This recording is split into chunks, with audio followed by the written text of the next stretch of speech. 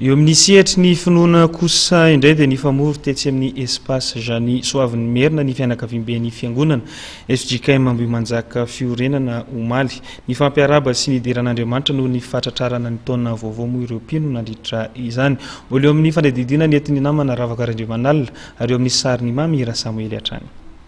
Afatra lehibe nentina ho an'ny mpino nandritra ity fiaraha-mivavaka nentina ny sorana an'Andriamanitra noho ny fahatrarana ny taona vaovao notanterahana Omaly teto amin'ny espace Jany Soavin'ny Merina ity ny anohizana ny lalana efa nofaretan'Andriamanitra ho an'ny fiangonana izay mifandraika rahateo amin'ny fanevany jobily fa 10 taona ny zanak'apelezan'ny fiangonana FJKM Ambohimanjaka fiorenana.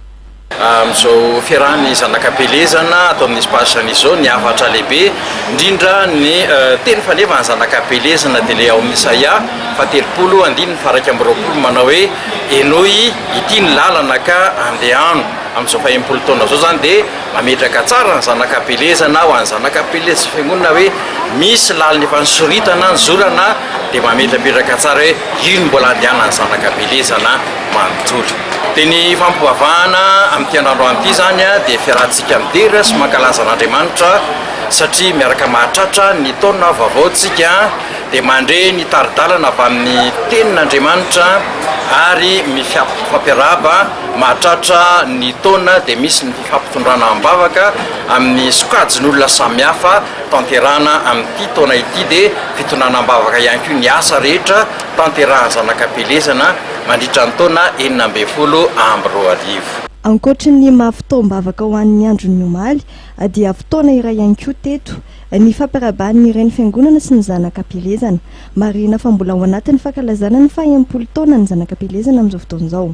Ny zanak'apelezana fikambanana ny zanak'apelezana Ambohimanjaka fiorenana tokoa FJKM Ambohimanjaka fiorenana dia tratran'ny 10 taona na tratran'ny 10 taona ka ao anatin'izany 10 taona zany dia misy ny tsangambato izay fiara no atao tsangambato amin'izao 10 taona zao hoentina indrindra anao ny asan'Andriamanitra ary indrindra ihany koa mba atao fitadiavam-bola mahatra ho an'ny zanak'apelezana. Koa ity fotoana androany ity zany eto amin'ny espace Jany dia natokana indrindra mbola ao anatin'izany fankalazana 10 taona zany.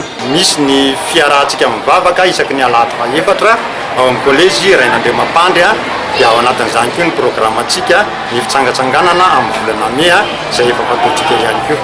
Ankoatra ny fiaraha-mivavaka dia nisy ihany koa ny fampirantiana ireo zava-bita ny fiangonana tamin'ny taondasa sy ny fivarotana ihany koa ireo gazety mirakitra ny teny fiainana vokarin'ny mpitandrina mivady nofaranana tamin'ny fiaraha-misakafo lehibe moa ny fotoana. Dia izay ihany koa tompo kilasy tompoko vavy masakazona tolotra ho antsika tamin'ity takariva ity. Raha iverenana ireo vaovao nisongadina dia maio ariva io nandridana tamin'ny dimora sy sasany onjam-peo IBC etsy amin'ny village des jeux etsy Akorondrano. Hatramin'izao ora itenenana izao moa dia mbola mirehatra izany toerana izany ary efa iny antoerana raha teo ny mpamonjy voina. Ankoatra izay dia niresantsika teto ihany koa ny makasika ny fanolanana zazavavy 12 taona tetsy Ambohipo ny 3 novambra lasa teo ka mandrahona ny fianakaviana ilay lehilahy nanolana azy. Ireo no isan'ny songadina tamin'ity androany ity ribijery ajaina ka isorana anao niaritra hatramin'ny farany fotoana ny fampalalam-baovao antsika. Manome fotoananao ry zahay eto amin'ny fahitalavitra MATV indrindra ny sampana fampalalam-baovao ny fahitalavitra MATV eo amin'ny rahampitso indray. Veloma tompoko lahy, veloma tompoko vavy.